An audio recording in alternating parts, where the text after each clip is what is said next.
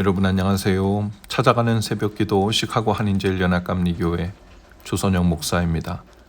오늘도 변함없는 주님의 은혜와 평강이 저와 여러분의 삶의 종일 풍성하기를 기도합니다. 오늘 말씀은 창세기 25장 19절에서 26절까지 말씀입니다. 아브라함의 아들 이삭의 족보는 이러하니라.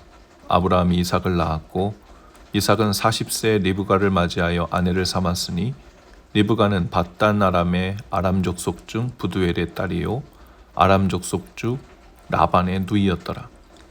이삭이 그의 아내가 임신하지 못하므로 그를 위하여 여호와께 간구하매 여호와께서 그의 간구를 들으셨으므로 그의 아내 리브가가 임신하였더니 그 아들들이 그의 태 속에서 서로 싸우는지라. 그가 이르되 이럴 경우에는 내가 어찌할꼬 하고 가서 여호와께 묻자온되 여호와께서 그에게 이르시되 두 국민이 내 태중에 있구나. 두 민족이 내 복중에서부터 나누이리라. 이 족속이 저 족속보다 강하겠고 큰 자가 어린 자를 섬기리라 하셨더라. 그 해산 기한이 찬즉 태에 쌍둥이가 있었는데 먼저 나온 자는 붉고 전신이 털옷 같아서 이름을 에서라 하였고 후에 나온 아우는 손으로 에서의 발꿈치를 잡았으므로 그 이름을 야곱이라 하였으며 리브가가 그들을 낳을 때 이삭이 60세였더라. 아멘. 한 여인이 언젠가 스펄전 목사에게 이렇게 말했다고 합니다. 저는 하나님이 어떻게 에서를 미워할 수 있는지 도무지 이해할 수 없습니다. 스펄전은 잠시 조용히 있다가 이렇게 답했다고 하죠. 부인, 저에게 어려운 것은 그것이 아닙니다. 하나님이 어떻게 야곱을 사랑하실 수 있는지 그것이 저에게는 더 큰 신비입니다. 오늘 본문 앞에서 우리도 같은 질문 앞에 서게 되죠. 왜 하나님은 에서가 아닌 야곱을 선택하셨을까? 왜 큰 자가 어린 자를 섬기게 되었을까?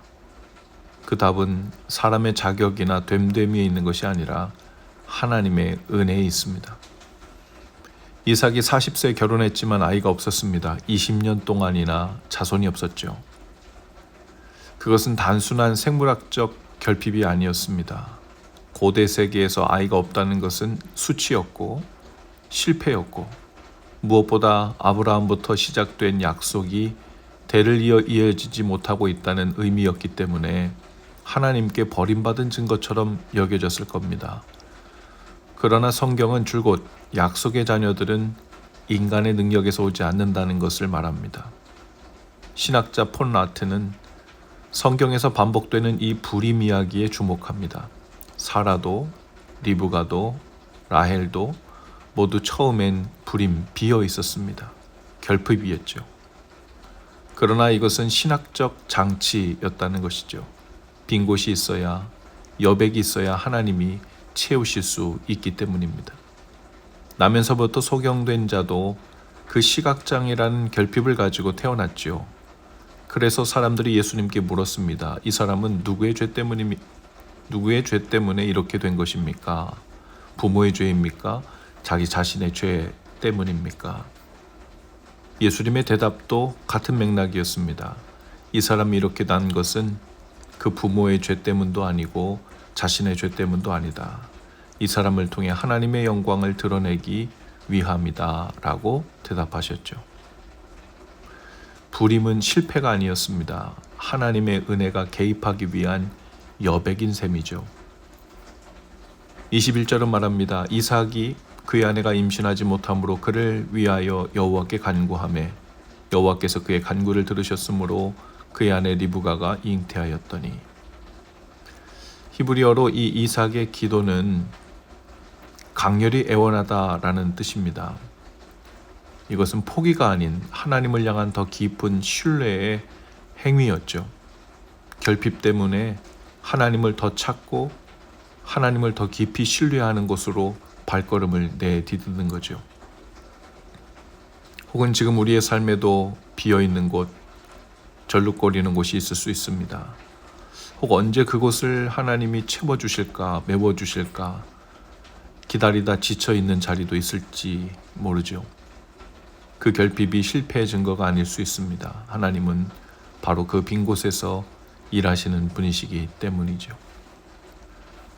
임신한 리브가가 다른 문제가 생겼습니다. 22절은 그 고통의 순간을 이렇게 전하고 있습니다. 아이들이 그의 태 속에서 서로 싸우는지라 그가 이르되 이럴 때 내가 어찌할꼬 하고 가서 여호와께 물으매. 하나님이 대답하십니다. 두 국민이 내 태중에 있다. 큰 자가 어린 자를 섬기리라. 이것은 당시 아주 상식의 전복이었습니다. 고대 사회에서 장자의 권리는 신성 불가침이었죠. 먼저 태어난 자가 더 많은 것을 갖고 더 높은 자리에 서는 것이 질서였습니다. 그런데 하나님이 말씀하세요. 큰 자가 어린 자를 섬길 것이다. 신학자 칼뱅은 이렇게 말합니다.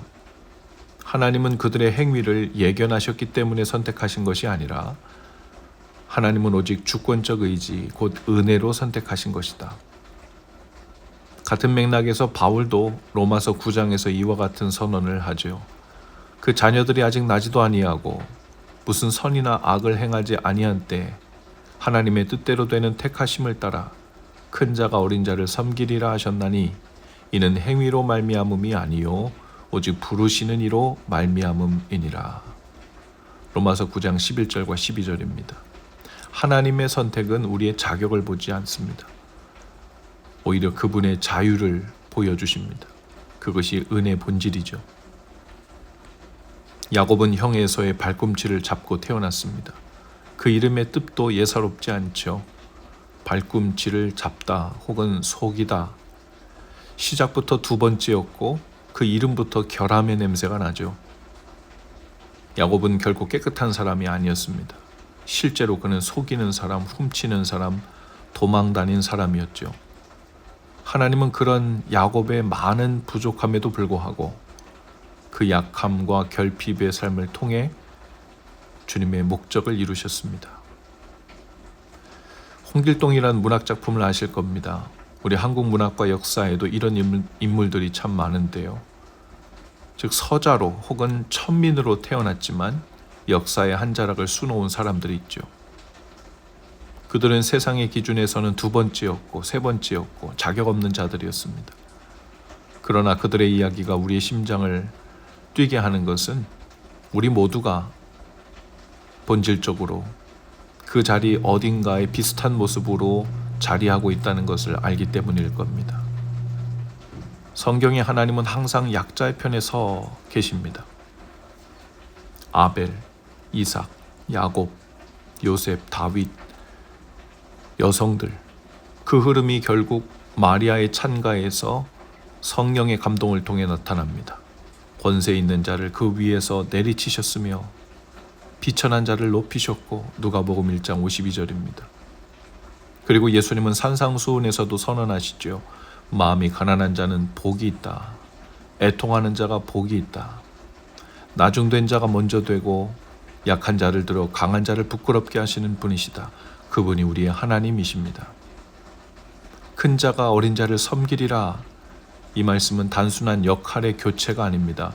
이것은 세상 질서를 뒤집는 하나님 나라의 선언이죠. 우리도 야곱과 같은 존재입니다. 우리도 두 번째로 태어난 사람입니다. 혈통적으로 맞이냐, 막내냐, 둘째냐가 중요한 것이 아니라 존재적으로 우리는 모두 결핍이 많고 여백이 많다는 의미에서 두 번째로 태어난 사람이죠. 자격이 없다고 느끼는 사람이고 발꿈치를 잡고 세상에 나온 것 같은 사람들입니다. 혹 지금 누군가보다 뒤처져 있다고 느끼십니까?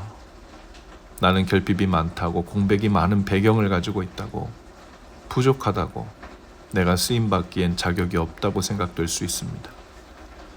그런데 오늘 본문이 말합니다. 하나님은 우리의 자격을 먼저 보지 않으셨습니다.